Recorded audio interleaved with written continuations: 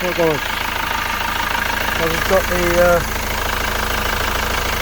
I think this is the MS sensor here. Same, got the EGR valve back on. Got the new bolt in, so that's all good.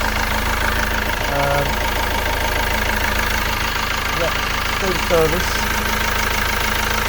and E&L lights stayed out on it, so yeah, so we're all good there.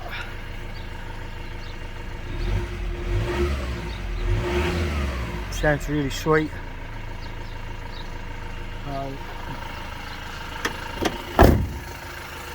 Got an engine flush in there. I've loaded it out with an engine flush, so just letting that do its bit now, and then I'm going to get underneath and then take this bottom tray off and have a look and see where I am with that.